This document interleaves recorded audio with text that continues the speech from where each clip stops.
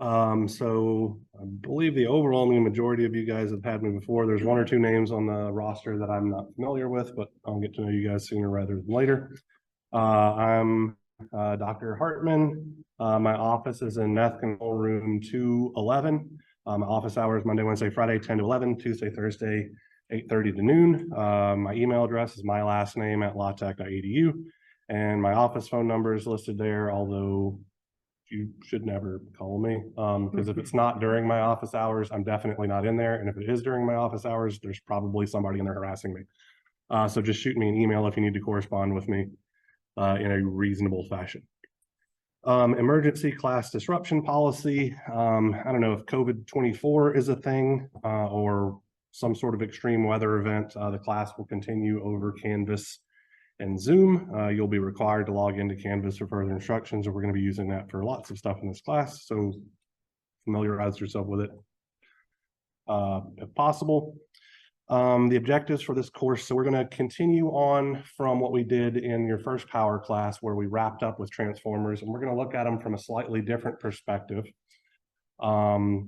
in the context of magnetic circuits. And then we're going to use what we learn about transformers in that context to develop models for how different rotating electric machines behave.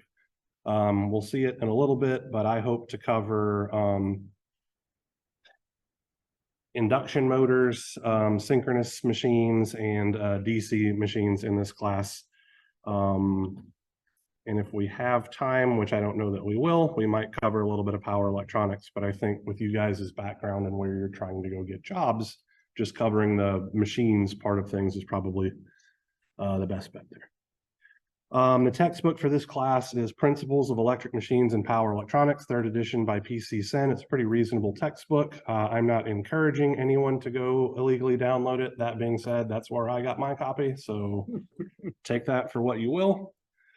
It is a good book. The guy deserves money, just not from me.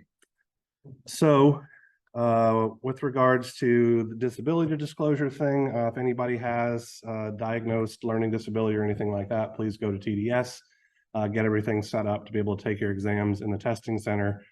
This is the winter quarter. People are going to show up to exams with the sniffles and all this, that, and the other. So people are going to get distracted while they take their tests. If you have the option of taking it in a distraction-free place, I would highly encourage you to utilize that. Class attendance policy, my usual thing. Officially, it's what's said here. Unofficially, you're all adults. Show up if you want to, don't show up if you don't want to. I'm going to get paid either way. Yeah. Academic honor code thing, being a student of higher standards, you pledge to embody the principles of academic integrity. And then we get into the academic misconduct policy. Official stuff is available online. Unofficially, if you're less of a jerk than I am, we'll get along great. And don't cheat, that pisses me off.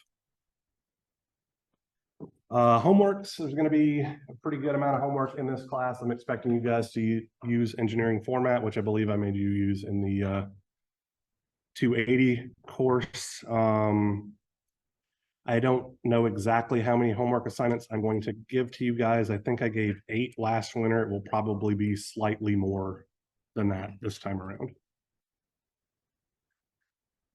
In-class assignments, this is something, I think I might have done this with you guys in 280. Yeah, so I'm going to try to be a little bit better about giving you them more regularly.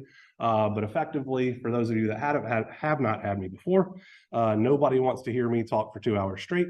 So sometimes my lectures will be a little bit shorter, somewhere in the ballpark of 1 hour and 15 minutes to 1 hour and a half. And then after that wraps up, I'll have problems for you guys to work on. They are meant to enhance your knowledge and for you to identify what parts of the lectures didn't make sense so that we can kind of potentially recover that stuff. They are not graded for completeness or correctness, meaning that they are a glorified participation grade. So after our lecture wraps up, and if there is an in-class assignment, my expectation is that you work on that problem instead of watching soccer or anime or something on your phone until we get out of here. Let's see, exams. There's going to be 3 exams. All exams are closed book and closed notes. I will very likely allow you to use an equation sheet, but I'll figure that out when we get closer to the exams. If you need to miss an exam, let me know ahead of time, not after the fact, so that we can figure something out. With regards to the calculators you're allowed to use on the exams, only FE-approved calculators are usable. My personal preferences are the TI-36X and the Casio 991. The Casio 115 is also a calculator that will work. Some of you have Casio, or not Casio, excuse me, Casio, TI-30s, and you're very comfortable with them. You're not going to like this, but that peasant calculator is going to make this class harder than it needs to be.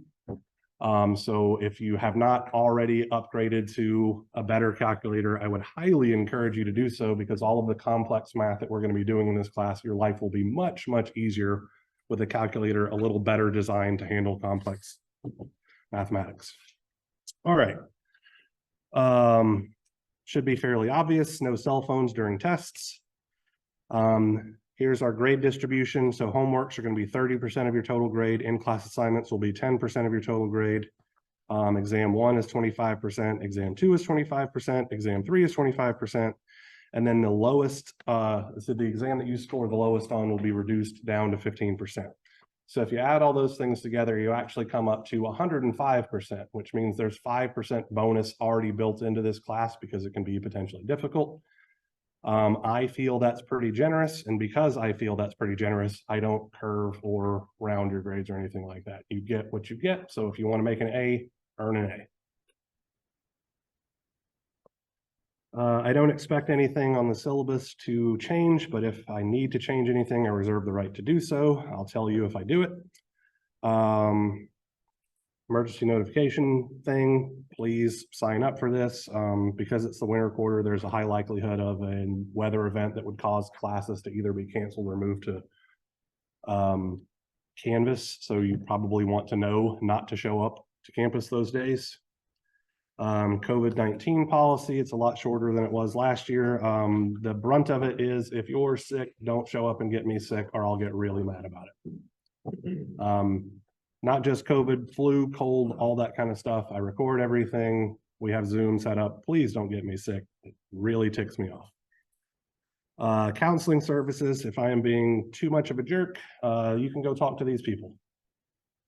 And then I don't know how much it will actually apply to this particular class, but I have officially established an AI tools and usage policy that Dr. Hall worked on. So effectively, you are allowed to use AI in this class for brainstorming and idea generation, to help you understand the course topics, to help guide you through the solving of problems.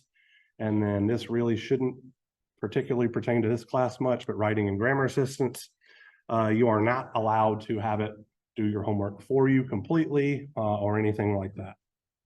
And then you can't use it during exams and quizzes. Well, quizzes don't exist in this class. You can't use it during exams because that would involve you having a phone or a computer out, which obviously is a no-no. And then here we have our tentative course schedule. So loosely, the class is broken up into 3 modules. We have magnetic circuits and transformers. Then exam 1. Unfortunately, exam 1 is the first class meeting back after the holiday break. Couldn't figure out a better way to do this, so I'm just going to embrace the fact that I'm a jerk and make you guys suffer. It is what it is. Then after that, we're going to start talking about rotating electric machinery and cover all of the material that I want to cover on induction machines. Then we'll have exam 2. After that, we'll cover synchronous machines and DC machines, and then we'll wrap things up with a 3rd exam. None of the exams are cumulative or anything like that, so they just cover the material between each test. All right. Any questions regarding the syllabus? Anything not clear, etc.? To some extent, yes. So let me get out of this thing. And let's see. So I'm going to be restructuring some homeworks and all of that kind of stuff, which is why these have not yet been published. So I can see these homework assignments that I've already put up, but you guys cannot. In fact, well, I don't need to show you that you can't see it. You can't see it. So This first homework assignment is going to be over the material that we cover today to a lesser extent, and much more so the material that we're going to be covering next Tuesday. And then I have it due the following Tuesday. And then homework set number 2 is going to be about the material that we cover on Thursday, and it'll be due the following Thursday. So I'm giving you effectively a week of time to work on your homework assignment, which I think is a pretty reasonable amount of time. So as always, if you need an extension because of extenuating circumstances and all that kind of stuff, it can't hurt to ask. The first couple of times it's practically guaranteed to be granted, but if it becomes an issue, then I'll start being more of a jerk than usual about it. Any other questions? All righty, well, let's get cracking.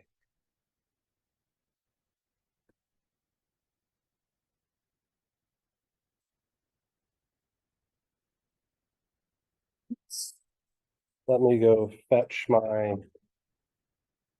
power supply.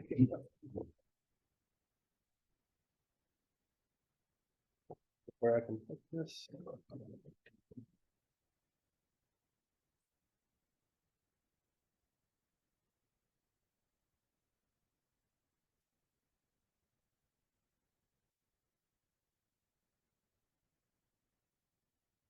So today we are going to be reviewing the behavior of magnetic fields.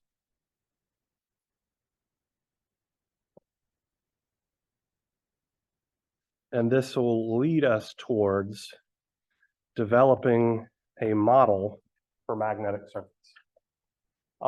So in this class, my ultimate goal is to introduce you guys to the analysis and potentially the design of electromechanical energy conversion machinery, right? So that might be, or will be specifically, transformers, motors, generators, and things like that. Things that convert electrical energy into mechanical energy, or vice versa, things that convert mechanical energy into electrical energy. And that process always happens through a medium of either an electric field or a magnetic field. Well, magnetic fields are capable of storing more energy than electrical fields. So in this class, we're going to focus on magnetic field related electromechanical energy conversion. And for us to make sense out of any of this, we need to have a fundamental understanding of how magnetic fields behave. Now, I believe you guys have all had some sort of physics class where you've been introduced to this.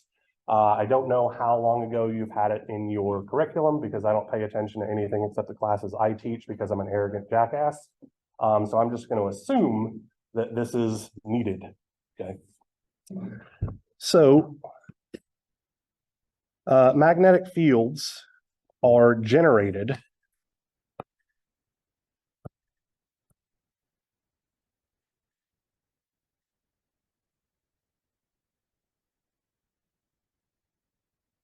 by electric currents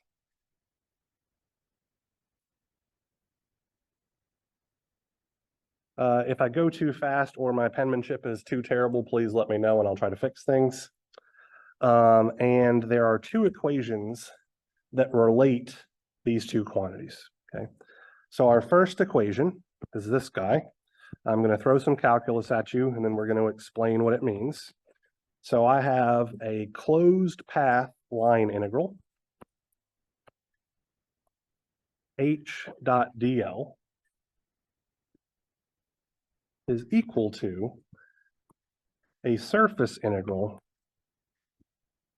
of J dotted into dA. And this is what's called Ampere's circuital law.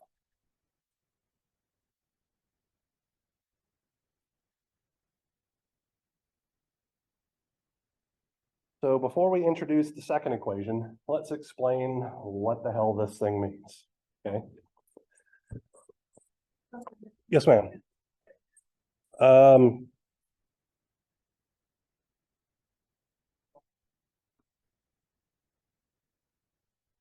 trying to make it slightly, go larger. That might have been too large.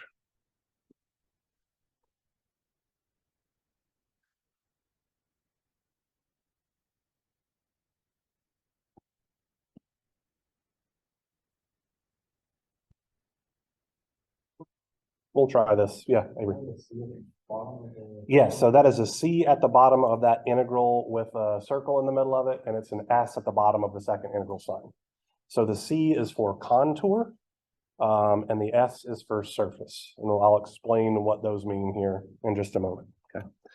So this H thing here, let me move this zoom thing out of the way.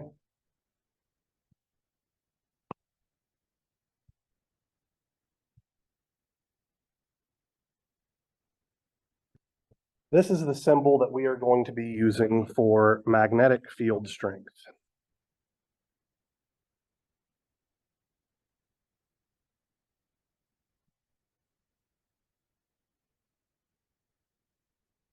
Now, I don't know whether or not, I don't know in your prior physics class whether or not magnetic fields were taught to you guys as being the H field or the B field. So I'm being very specific here. And when I refer to a magnetic field, I'm talking about an H field. So that's what we effectively control. A B field, which we're going to be talking about here in a little bit, is what I'm going to refer to as a magnetic flux density. And that's something that occurs due to magnetization and all of that kind of good stuff. So that has something to do with the material properties of the things that we're trying to magnetize and all that kind of jazz. H field is just something that we control because it's directly proportional to the current that we apply. Okay, so I'm just trying to get the nomenclature down correctly. The units for our magnetic field strength vector are amps per meter. Okay. This DL thing here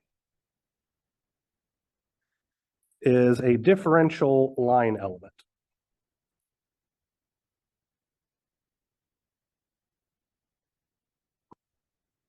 So effectively, it's just a very small portion of the path that we are integrating around with this line integral, because that's all a line integral really is us just integrating around a path. Because I have that circle on my line integral, that means I'm integrating around a closed path. So wherever I start from has to be wherever I wind up for this particular line integral. So because our line element is a portion of our path, its units are just distance, right? So it could be meters, centimeters, blah, blah, blah, whatever's convenient for us, okay? So I'm just gonna arbitrarily call it meters. And then that lowercase c stands for contour, and it's just saying that's the total path we're following. So we're gonna call that path a fancy math name, a contour, okay? Now, J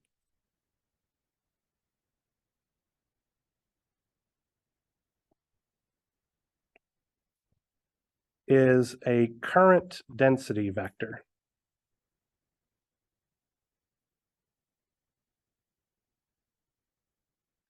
And it is measured in amps per meter squared. So we are probably used to assuming that electric current distributes itself uniformly across the conductor, which is true for DC currents, but is very much not true for AC currents and all that kind of stuff. So I'm being very formal here by taking into account the fact that we're going to be dealing with AC currents, and so we might have a non-uniform current density distribution that we have to deal with. We're calling that J. And then this DA thing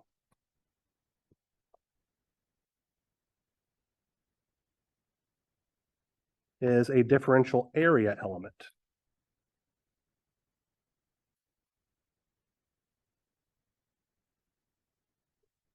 Can you guys see this light blue thing? It looks much darker on the screen than it does on my screen, so I think that's visible. And because it's an area element, it's going to be measured in meters squared. So effectively, that lowercase s at the bottom of that second integral says we're going to be integrating over a surface And then this differential area element is just a small portion of that surface, is all that thing means. So if I were to integrate a current density over an area, what would I get? So I would have current density measured in amps per meter squared multiplied by some area measured in meters squared. I'm left with something that's just measured in amperes. So the integral of J dot dA is just the total amount of current enclosed or passing through that surface, okay? So this is getting ridiculously busy, but I'm going to lump these two things together here and just call this I enclosed. And we'll see what that means in a minute when we try to apply this thing, okay? So this is our first equation. I believe I have explained what all of the parts are. Now, let's introduce our second equation.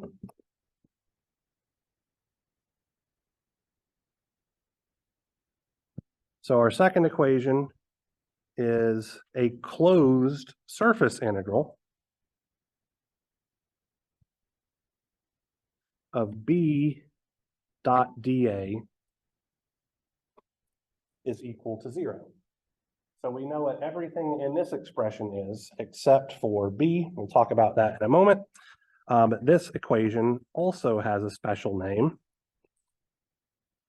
This is Gauss's law.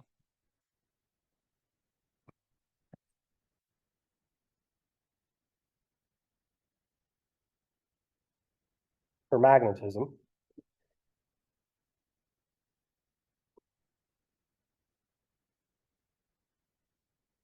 And this quantity B is the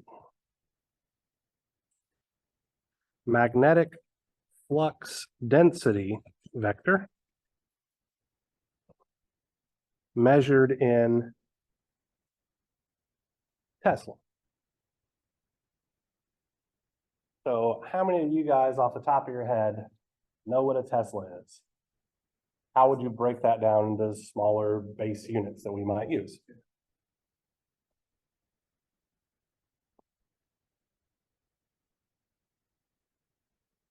So a Tesla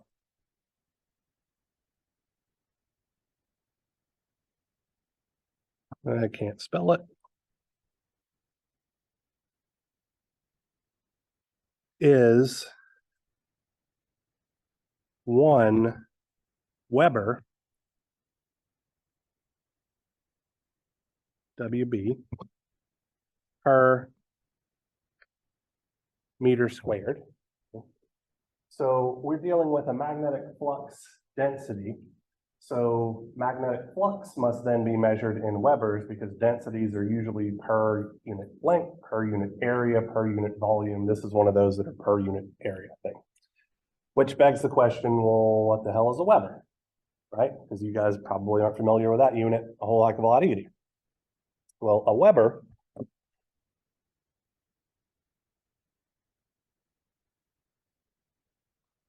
is just a volt times a second.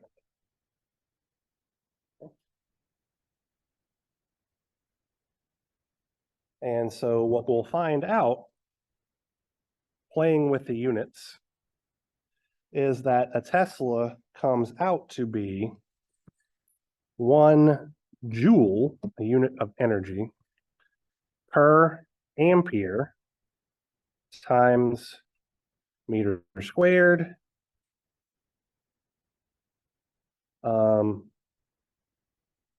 or 1 volt second per meter squared. And we'll likely wind up using both of these conversion factors to figure out how to make sense of things once we start throwing some math at this stuff.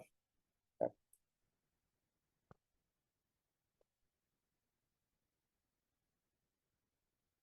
All right, so let's start by looking at this first equation, okay? Let's read this mathematical speak and try to make some sense of it. Okay? So Ampere's circuital law states that the line integral of the magnetic field H around a closed contour is equal to the total current passing through any surface S that is bounded by contour C, okay? So let's put that jargon into practice by looking at the magnetic field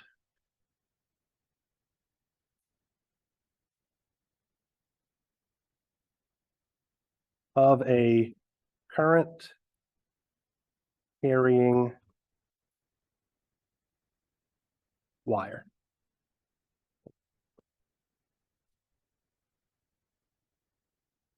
So let's say that I have simple section of wire that is part of some greater circuit. Okay. So those ellipses on the left-hand side, the right-hand side just means that there's other stuff connected to this piece of wire so that we have a closed circuit, and I need it to be a closed circuit because I want this wire to carry some current, okay? And let's say that the direction that current is flowing in this wire is from left to right, okay? So this particular section of wire has cylindrical symmetry, right? So this is going to be my Z direction, and this is going to be my rho direction out from the center line of that wire.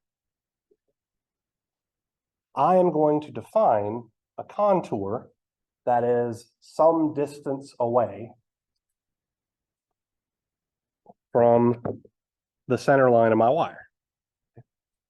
So let's define this contour as purple. And so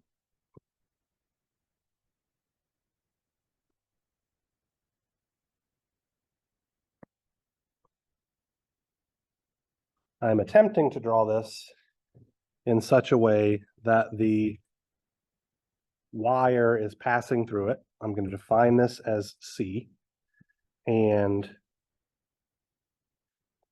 we're some distance R away, right?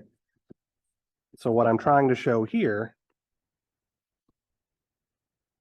is that I have a circle with a wire passing through the middle of it, and then our contour is equally far away from that center line of that wire from all points, okay? S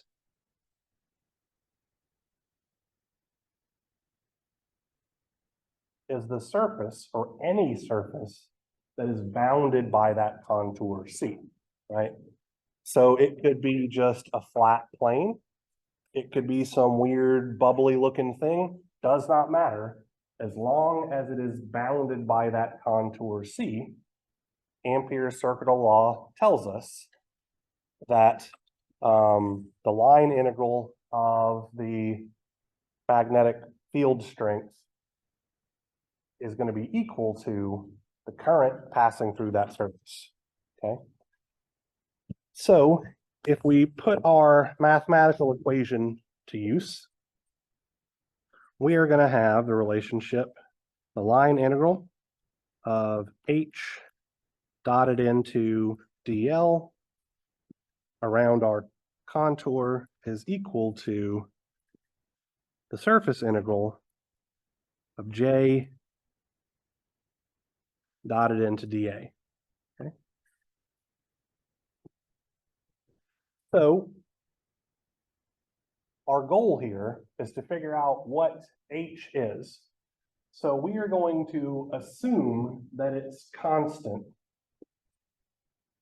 along all of the different points on our contour, which seems like a reasonable assumption because our wire is equally distant away from that contour at all points, right? So let's say that H is constant, so I could really pull that outside of my integral. So really my line integral thing is just integrating over that contour. So what's the integral of a path around a circle? It's just the, what would you call this? The circumference of the circle itself, right? So in this case, that's just going to be 2 pi times the radius, right? So we're going to have h, which is a constant. We took it outside of the integration, times 2 pi times the radius. That's nothing more than the length of our contour. And that is going to be equal to the surface integral of j dot dA, which again, we talked about earlier, is just the amount of current that's passing through our surface S. So how much current is passing through our surface? I, that's it.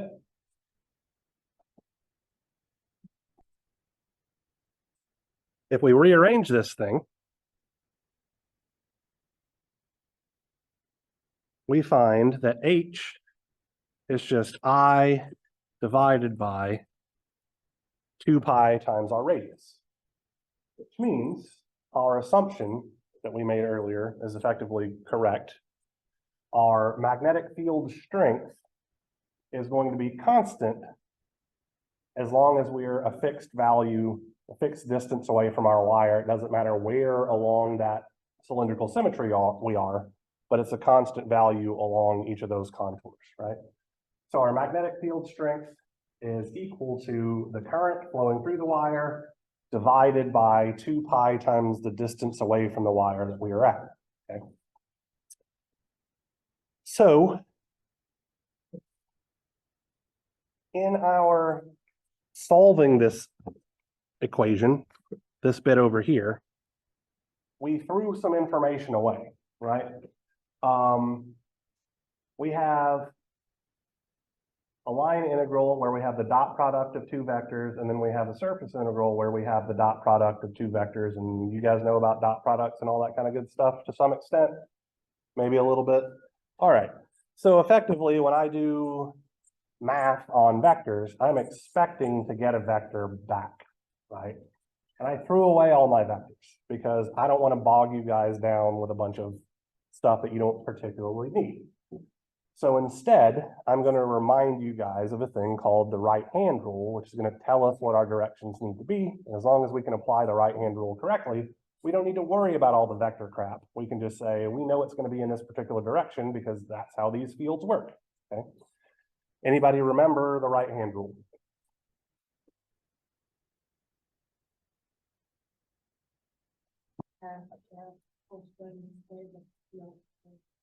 Right. So if our thumb is in the direction of current flow, then our fingers will curl around in the direction that the magnetic field is going, right? So in this case, I'm orienting my thumb to the right, which is in the Z direction from the coordinate plane that I've established here. And so we should see that for points above the wire, the field is coming out of the board. And for points below the wire, the field will be pointing into the board, right? So I'm going to graphically represent that a couple of different ways. So if we have black here,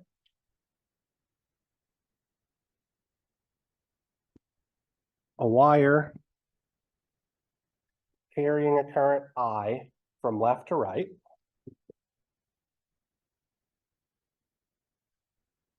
our H field should be directed out of the board for points above the wire. So what I'm trying to represent here with this circle with a dot in the middle of it is effectively like the head of an arrow, right? And then below the wire, an equal distance below the wire, we will have a current, a field line oriented into the board. So that X there in the middle kind of represents the tail of an arrow. So these are fields that are going in opposite directions. Okay. If I were to look at my current head on, meaning that it were coming out of the board,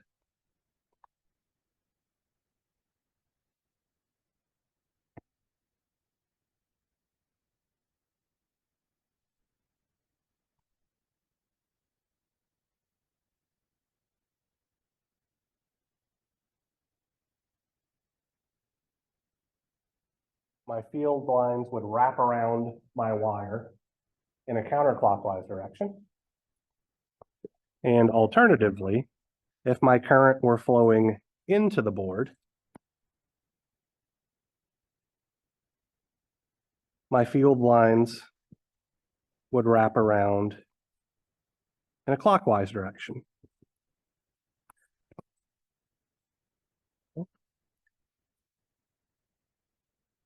So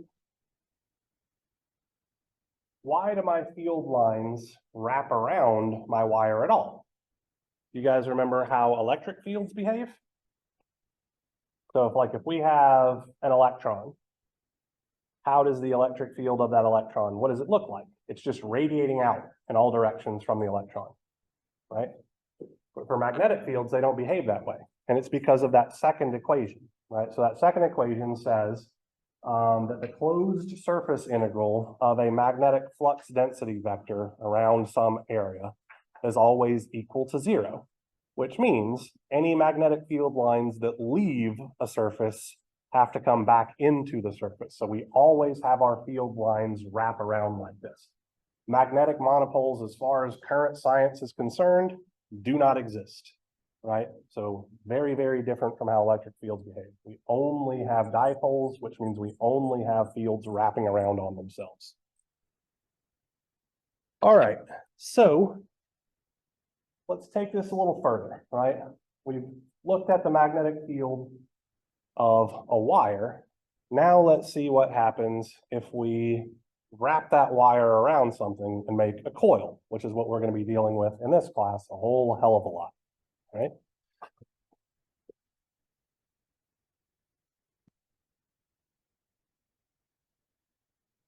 We're going to start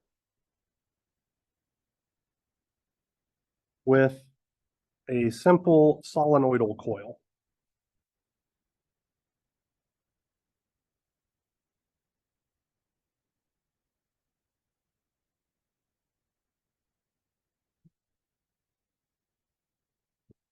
So I'm going to draw something here. Well, looks like I was doing it in blue there, so I'll do it in blue now. So what I'm attempting to draw here is simply a cylinder.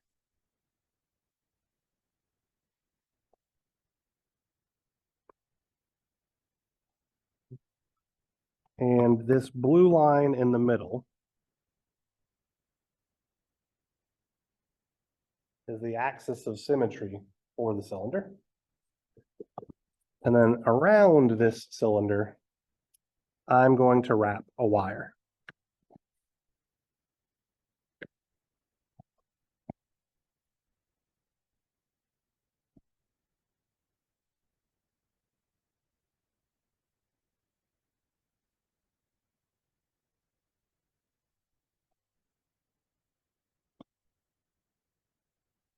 Once again, I'm going to assume that my wire is part of a greater circuit so that I can have some current flowing through it.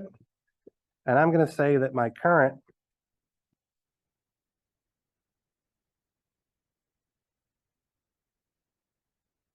is flowing in this direction. So I'm going to apply Ampere's circuital law to this particular geometry, but I'm going to do things in a special way where I'm going to set my contour up so that it's far away from the ends, because I'm more concerned about what's going on in the middle of my coil more so than the ends of my coil for right now, because things are going to start behaving oddly when I get away from the middle. Okay. So I'm going to define my contour here in the center.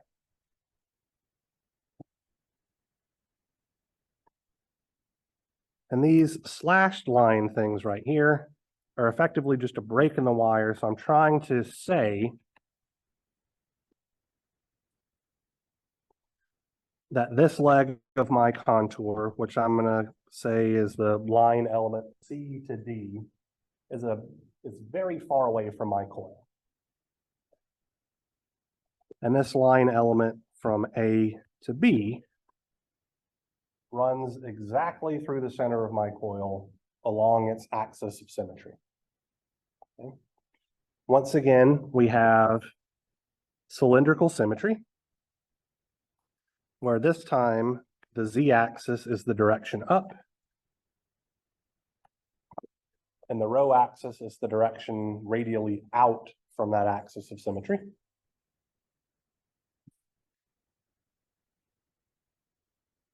And so if we focus just on the current that's passing through our contour, we are going to have something like this. So this is going to be kind of like an exploded view of what's going on, right? So I have, here's point B up here. Here's point A down here.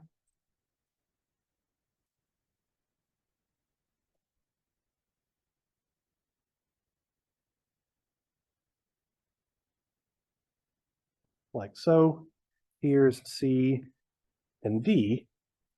And then some distance away, which we didn't really define anything here, I have my coil. And based on the direction of my winding, right? So my winding is going into the board when we get along this right-hand part of our form there. I'm going to draw my current lines flowing into the board as well, because that's the way that my wire is wrapped around this thing. And I'm just going to have kind of a stack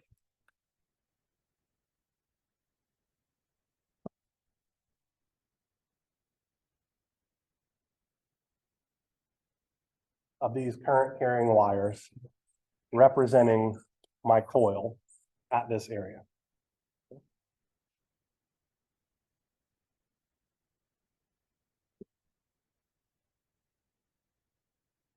So if we were to apply Ampere's circuital law to this thing, how much can I scroll since I'm getting to the end of a page? How much more time do you guys need to write this map down? Okay.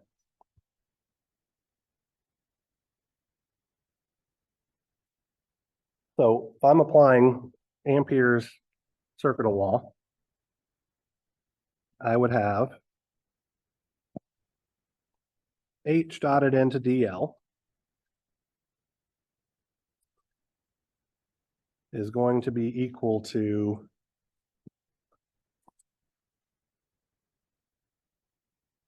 J dotted into dA, right? That's my fundamental definition for Ampere's circuital law. Okay. So let's play around with the right-hand side of this thing first, because it's a little easier to wrap our heads around. What is the total amount of current that's passing through my contour? Well, it's however many times I wrap my wire around that form multiplied by I, because each of those turns is carrying a current of I, right? So the total current enclosed by this thing is just going to be N, the number of turns along this length of our coil, times I, the current that's being passed through the coil itself, right? So the right-hand side of this thing is just going to be N times I.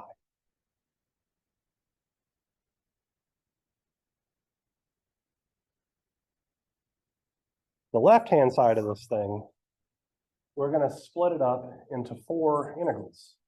So we're going to integrate over each of those line elements. Okay, we're going to see how things behave. So we're going to integrate from A to B.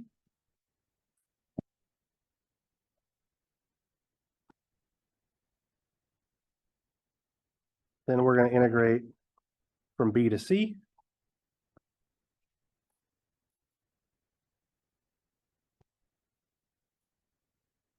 Then from C to D.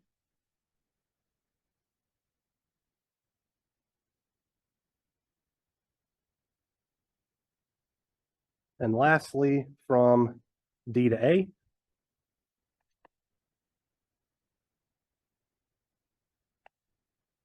And we're going to set all of this equal to N times I, because that's the total amount of current bounded by our, or passing through the surface bounded by our contour, right?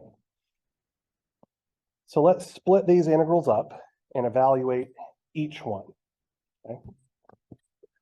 So let's start with the integral from A to B.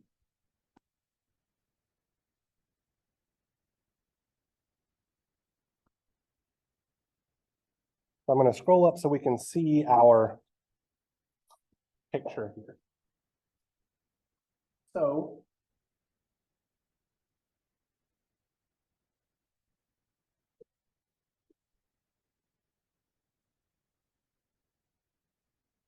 what do you guys think this should look like? Well, the integral of H from A to B. So this is inside of our coil and all of that kind of good stuff. So we expect there to be some H field in that region, right? We understand why? Let's talk about that really quickly. If I have a coil of wire, what does the magnetic field do? Yeah. So effectively, I can use the right-hand rule. So earlier when we had a section, a long straight section of wire, we said that if the current was flowing in the direction of our thumb, the field lines curved around. Well, the transverse of that for a solenoidal coil is that if our fingers wrap around in the direction of the coil, our thumb gives us the direction of the field lines. So we're going to see that we have field lines going up through the center of the coil, and then they're going to spread out and wrap back around as they are allowed to exit the top and the bottom. So that's one of the big reasons that I restricted my contour to be in the middle, so that we're way far away from where it starts getting all wonky and spreading out, because I don't want to deal with that right now, okay? So we definitely have some field, and we're a fixed distance away from it, so we actually already know how this is going to behave, right? So the results of this integration is literally just going to be H times the length of our line element AB.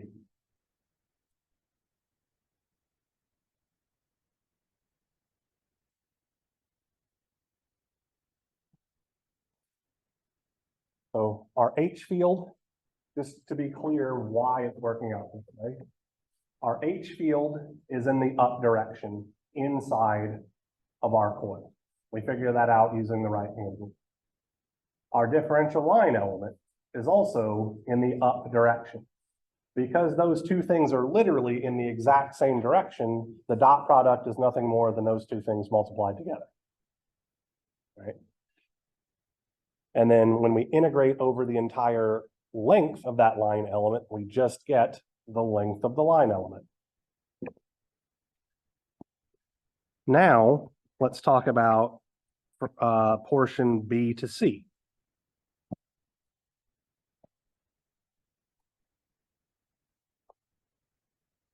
So what's the direction of our field? Still up. What's the direction of our line element? So they're perpendicular to each other, right? So what happens when I take the dot product of two things that are perpendicular to each other? You get 0, right? Because the cosine of 90 degrees, excuse me, this, yeah, cosine of 90 degrees is 0. So this is just going to be 0. And our integral from D to A is effectively the exact same thing, right? Our field is in the up direction. Our line element is in a horizontal direction. And so the dot product of those two things is going to look like 0. Now,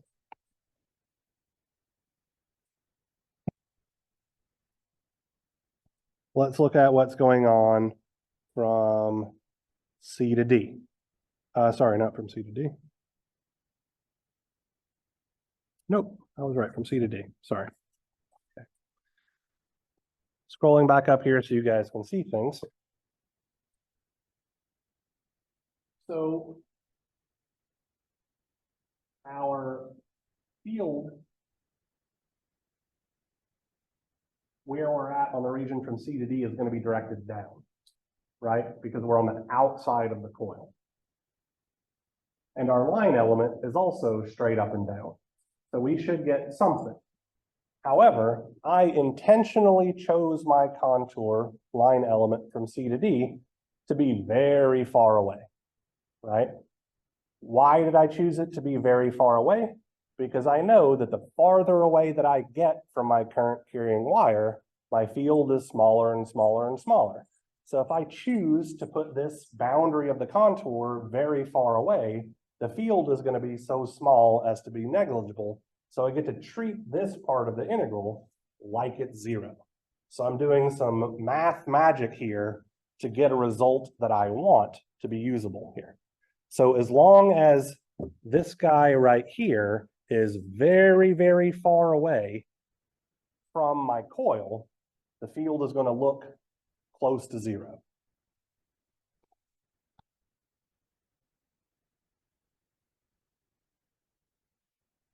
So realistically, this part right here goes to zero, this part right here goes to zero, this part right here all go to zero. The only part that matters is that little line element that's inside my coil. And so from that, I can say that the integral of H dotted into DL around my closed contour is just H times the length of my coil, because the length from A to B is pretty arbitrary. And that is equal to the total current enclosed, which is just N times I. Rearranging this, we find that our H field is N times I divided by L in the Z direction for 0 is less than rho is less than R, where R is the radius of our coil.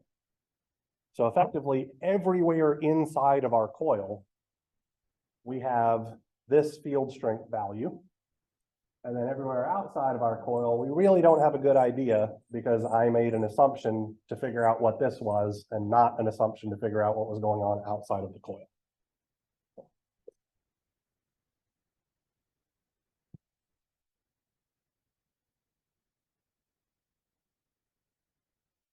All right, so to this point, we haven't really talked about what happens if that thing that we wrapped our wire around has properties that do things, right? We just said it was a form, we wrap our wire around it so that we get a nice cylindrical shape.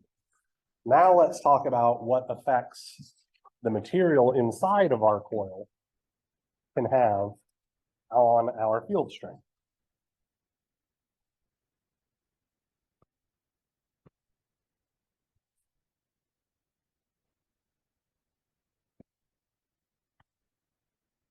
So we're going to review here quickly. Magnetic materials. Okay. So the structure inside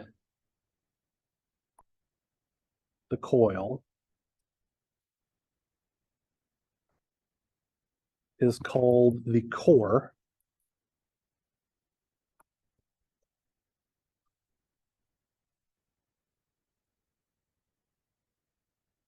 And the material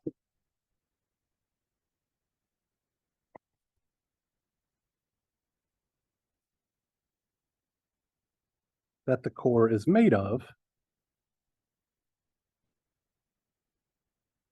can affect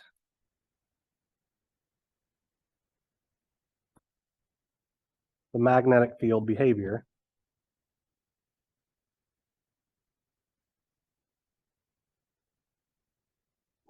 depending on its type.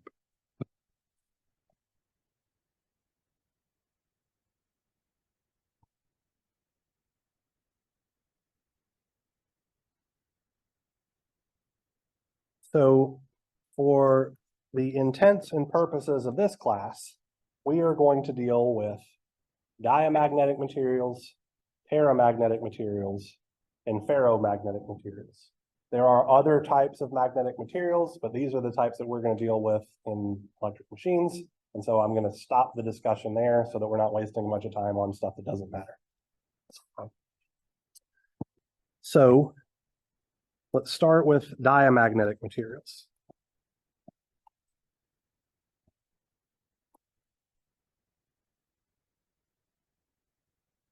So diamagnetic materials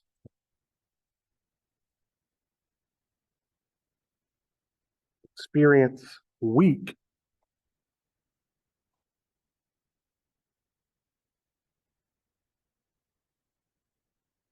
magnetization in the presence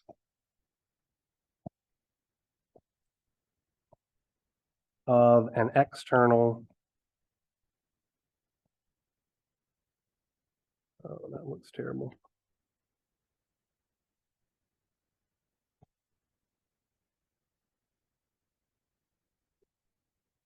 Magnetic field, okay? They produce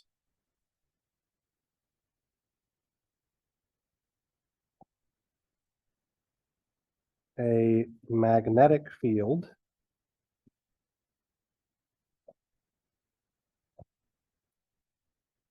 opposite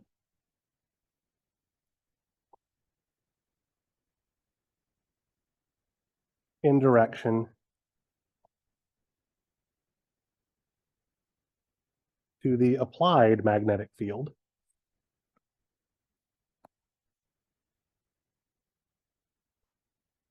So let me ask you guys a quick question. Doesn't necessarily have a whole heck of a lot to do with this class, but to some extent it does.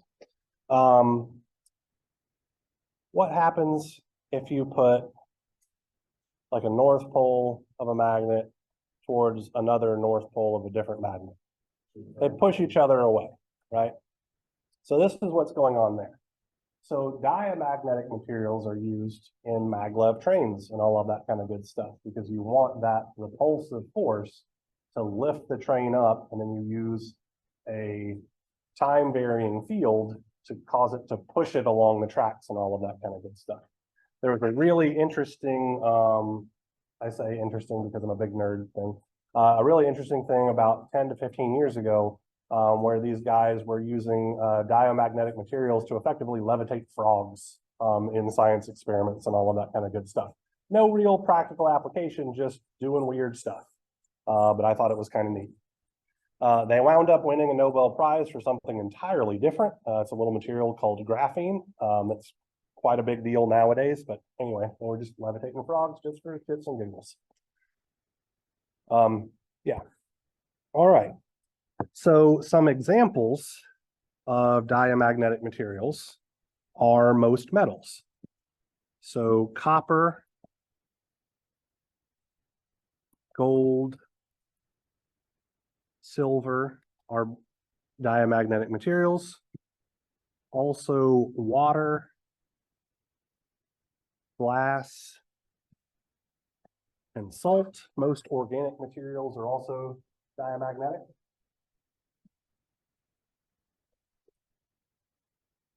Our next type of material that we might put in a core would be a paramagnetic material.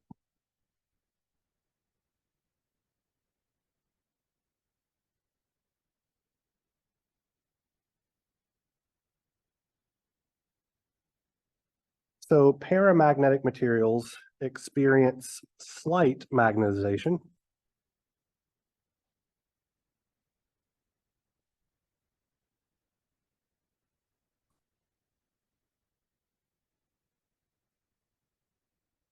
in the presence of an external magnetic field.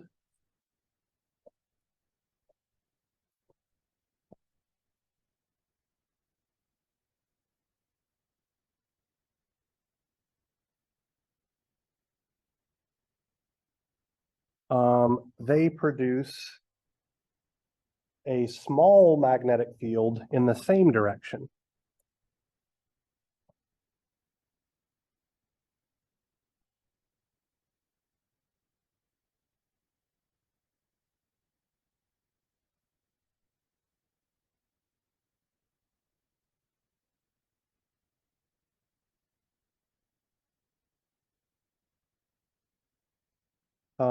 As the applied field.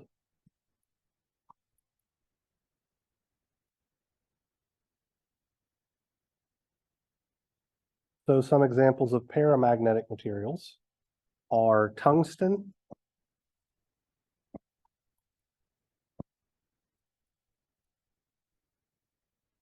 aluminum,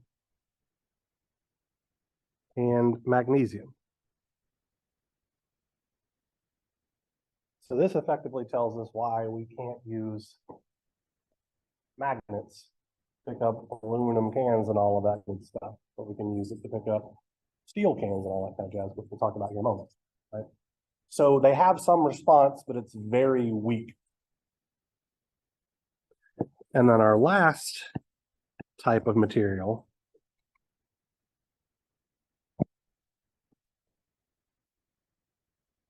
are ferromagnetic materials.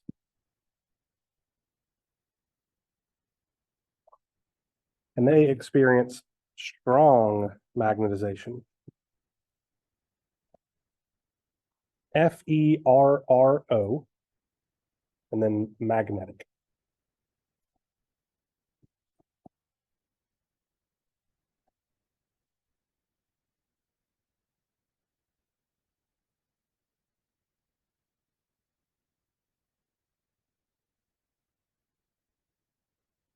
In the presence of an external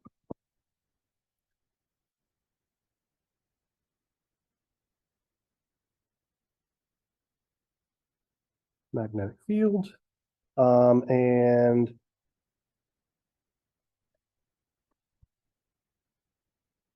they produce a large magnetic field in the same direction.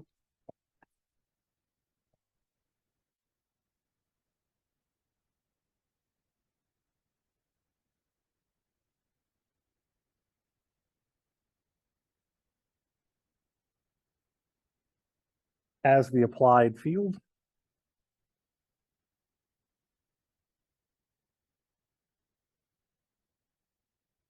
Which tends to enhance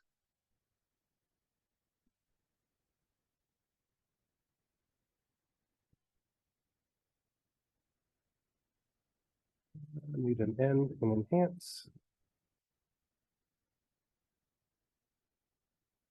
the net or total field.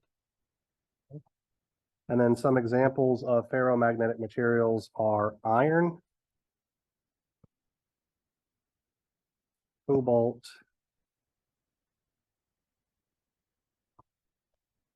and nickel. So if we want to have our coil have a very strong response to an external magnetic field, we typically want our core material to be made of a ferromagnetic material, like iron or some sort of iron alloy. So the, can I scroll to the next page since I'm at the bottom of the thing? All right. All right, so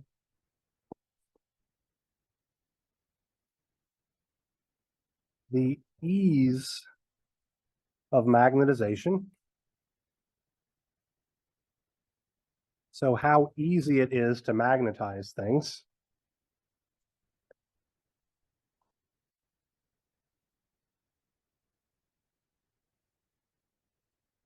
Is known as its permeability. Permeability, which has the symbol mu.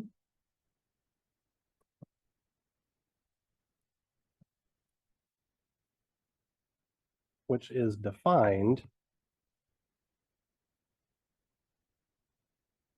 as, so our permeability mu relates our magnetic flux density vector B to our magnetic field strength vector H. So we can see from this relationship that B and H will always be in the same direction. So if we apply a field in the up direction, our flux density will be in the up direction like so. And our permeability just scales our magnetic field strength to tell us how much flux density we have at a particular point. So typically speaking, mu is comprised of two parts, mu r and mu naught. So mu r is what's known as the relative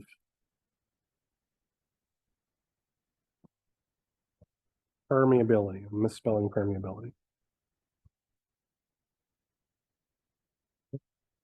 So effectively, all that means is it's compared to something else.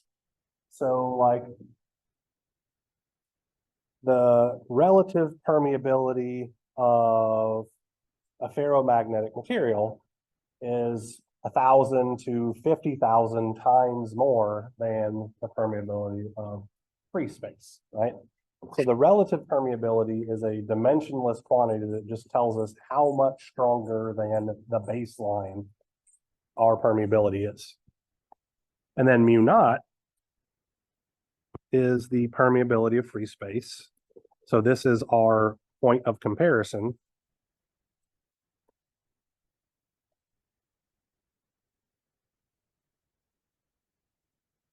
And it has a value of 4 pi times 10 to the negative 7 henries per meter. Or we'll likely use 4 pi times 10 to the minus 9 henries per centimeter, because it's not going to be often that we're going to have meter-long sections of material to deal with. Right? Another fun fact kind of thing, when you guys talk about, or when you talked about electric fields in previous class, I'm assuming, did you guys talk about the permittivity of things at all? Epsilon? Maybe not, okay.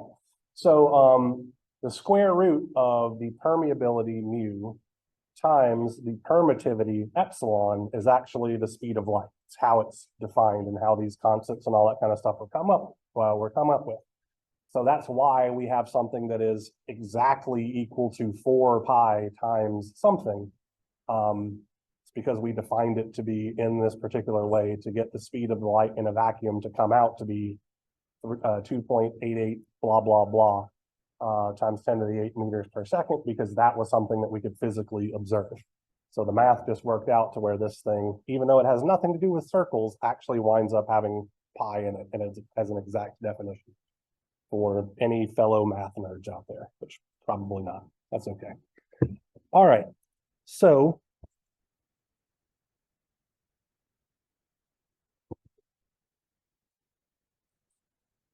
generally speaking, we can say that if mu r is less than 1, we have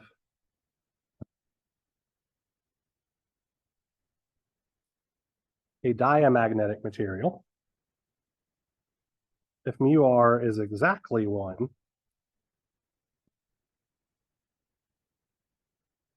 we're in a vacuum or free space, so there's literally no material there.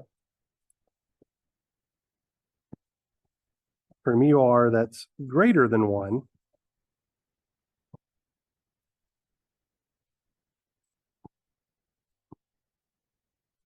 we have paramagnetic materials, And then lastly, for mu r that is much, much greater than 1,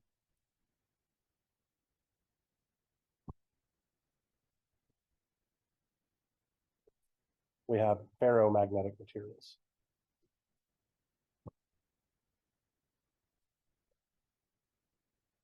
Yes, ma'am. Between greater and much, much greater.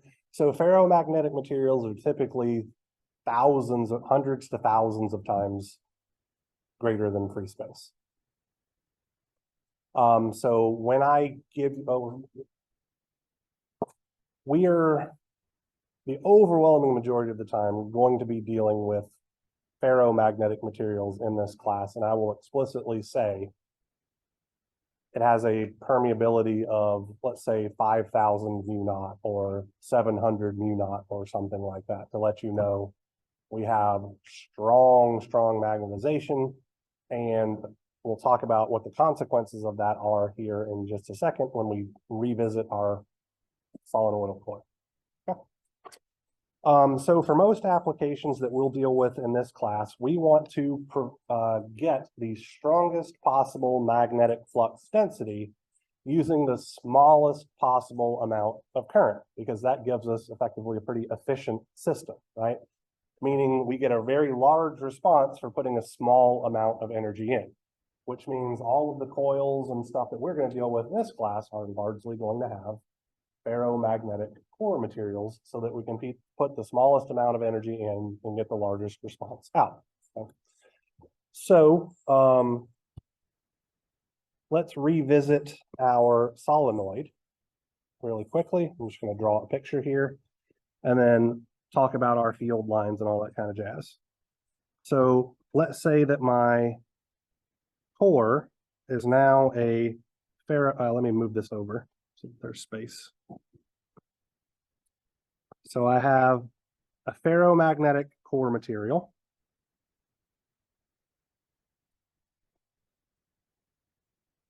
I mu r.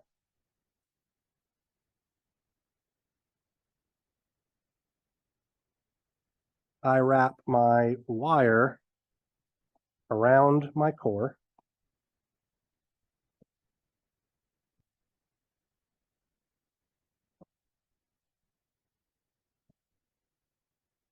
Using some number of turns.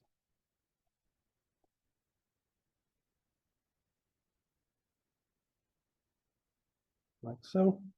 And I'm going to draw my field lines. So along this axis of symmetry, we know that our field lines are just straight up, right? Inside the coil, our field lines are still going to be straight up. But as we get towards the edges, we are going to see that they start wrapping back around, which we talked about a little while ago.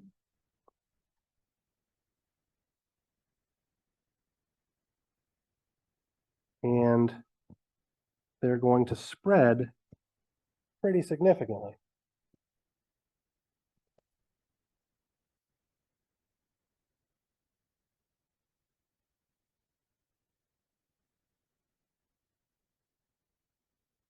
Imagine these were symmetrical, I just can't draw. So if we were trying to determine our magnetic flux density, so B, this is going to be phi B. We'll define it here in a little bit, but this is the symbol for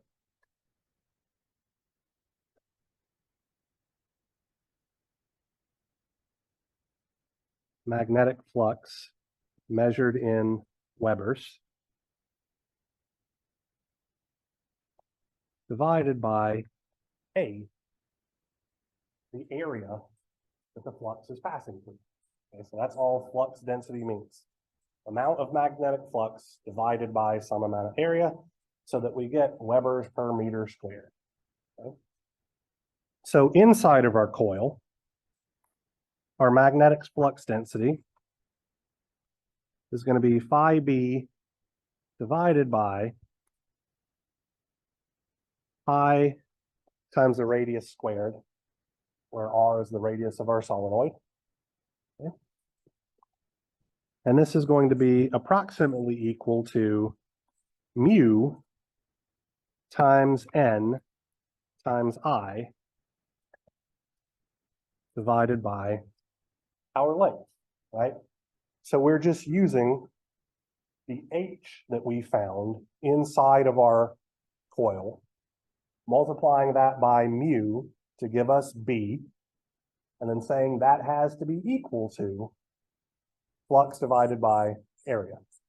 Okay. So this is our relationship for inside our coil.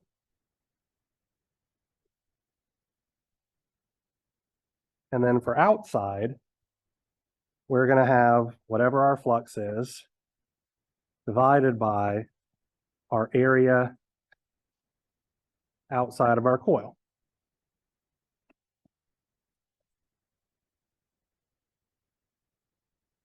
So how much area is outside of our coil? Yeah, because it's everything that isn't inside. So what happens when I divide a number by something huge or infinitely large? It becomes zero. So effectively, our magnetic flux density outside of our coil is zero.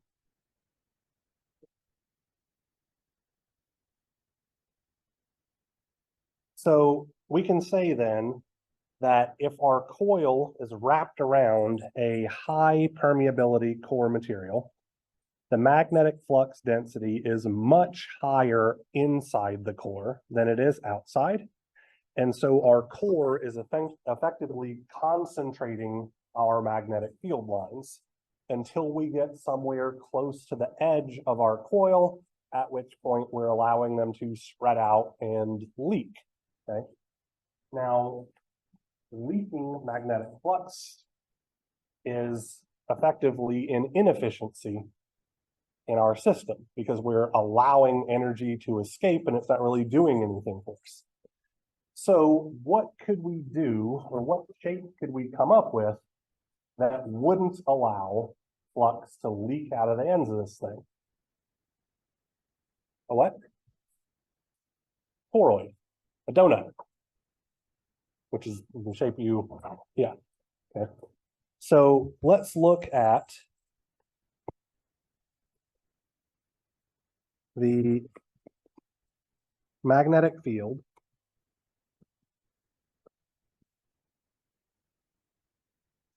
By the way, promise you guys I'm almost done ranting for today. Magnetic field of a toroidal coil. Okay. So you're going to have to bear with my just utter inability to draw a circle that looks remotely competent. So I'm going to pre-apologize for that. And then the fact that I have to draw concentric circles makes this even worse.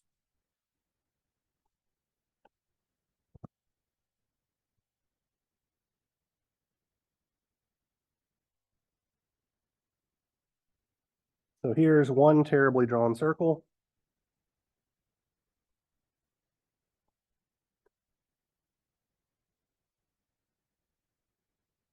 Here is a second terribly drawn circle. Let's say that this first circle has a radius of R1, and our outside circle has a radius of R2. I'm going to wrap a wire around this toroidal coil.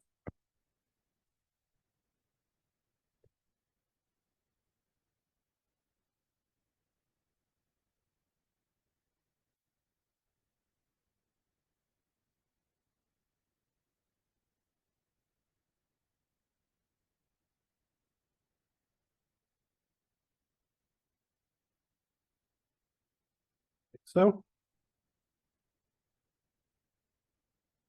And once again, this will be part of a greater current carrying circuit where my current is flowing in this particular direction. And just for the sake of argument, let's make this guy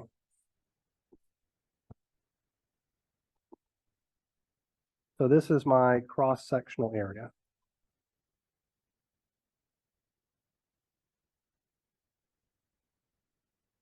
So it's truly donut shaped in as much as it's got a circular cross-sectional area. Okay. I'm going to define my contour as somewhere in the middle of this toroidal coil. So now I have to draw a third circle.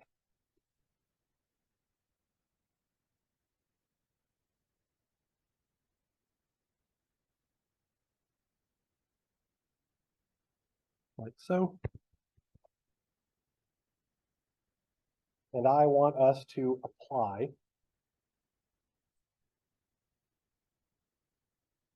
Ampere's circuital law.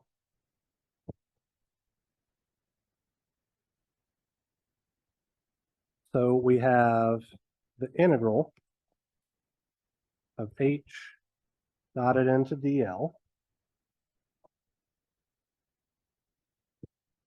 So we're going to figure out what's going, actually, let me do it this way. H dotted into dl, let's see, C goes there, S goes here, J dotted into dA.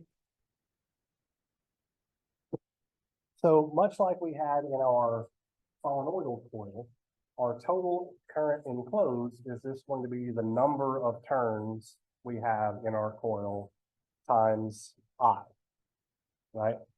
Because if we were to look at this thing, each of these guys is a current popping out of the board.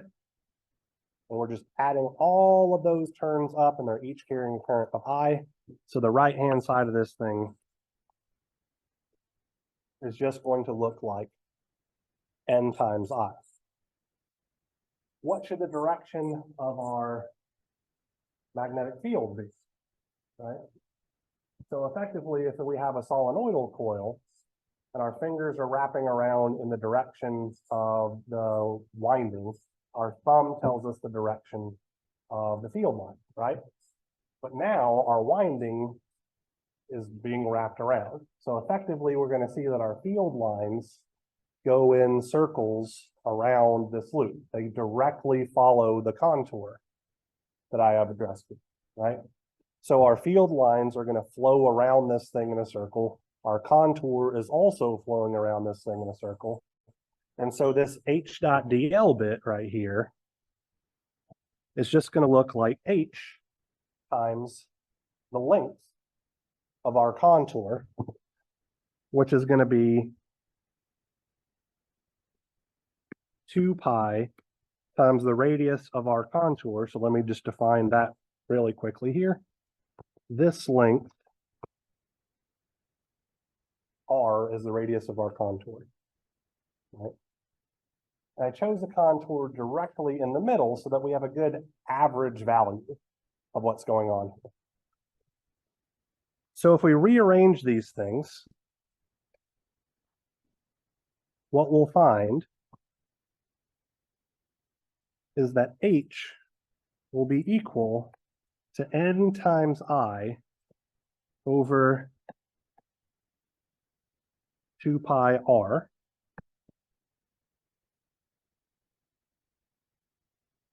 which is effectively just,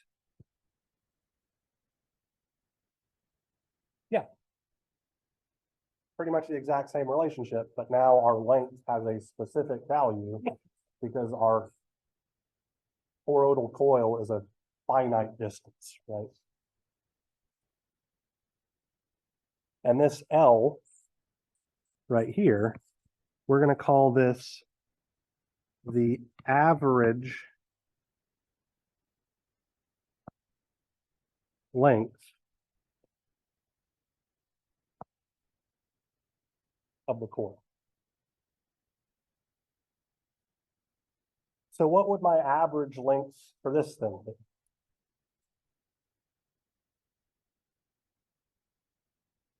Well, actually, we've already defined it to be 2 pi R. We'll talk about that in a little bit.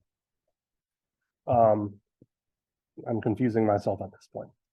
All right, so in this particular structure, all of our magnetic field lines are confined to the interior of the core. We do not have flux leakage. As long as we wrap our wire tightly around this thing, we're not really giving it an opportunity to spread out and leak anywhere or anything like that, okay? So from this observation, we can say that our magnetic flux density,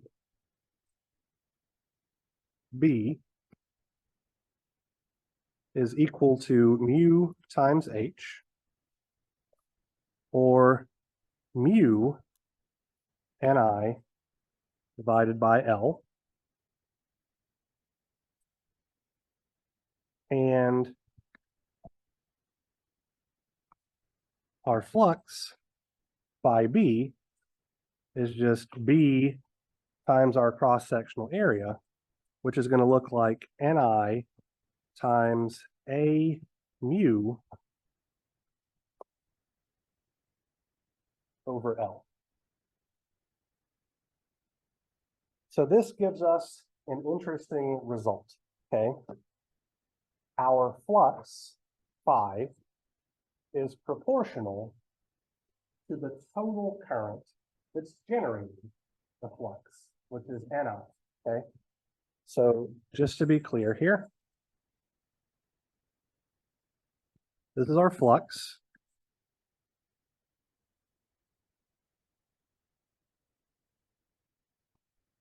This thing right here is what we're going to call an MMF, a magnetomotive force.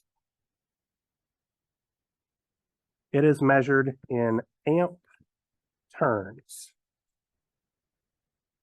Okay. And so it is the quantity that's driving the flux around its path in our thing. So our flux is proportional to the thing that's pushing the flux around its path. This is very similar to what we see in an electrical circuit, where our current is proportional to the thing that's pushing current around, which is voltage, right? So we're going to call this thing right here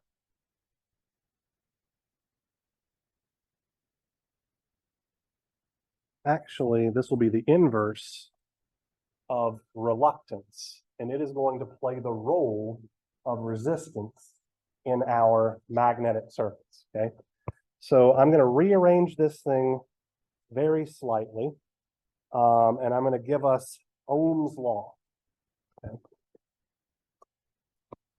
So Ohm's law for a magnetic circuit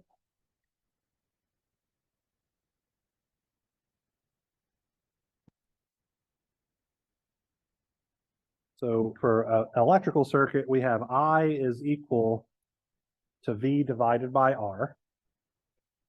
In a magnetic circuit, we are going to have flux is equal to Ni, our MMF, divided by our reluctance, where our reluctance R, fancy script R, and I apologize if it doesn't look wildly different from my normal resistance R, is equal to the average flux path length divided by cross-sectional area times permeability mu. And so we're going to use this Ohm's law-like relationship to be able to determine quantities for core geometries that aren't nice and pretty like our toroid is, right? For a toroid, using our calculus-based physics relationships got us there pretty easily. But we are very irregularly going to have a nice, pretty toroid because they're hard to manufacture and wrap wires around and all of that kind of good stuff. For transformers and stuff like we are going to be dealing with, we're going to have blocky, weird-looking things, and we need a way to figure out how they're going to behave. And so we're going to use the concept of magnetic circuits to approach these things from a non-calculus based method that won't leave us in tears every time we have to do something, okay? So that's where we're going to start things off in our next class meeting. So we have a whopping 13 minutes remaining. I do have an in-class assignment thing, but I feel like I have bored you guys enough for today. So let's just scratch that, and I'll try to tack this on to the beginning of what we're going to do in our next class meeting.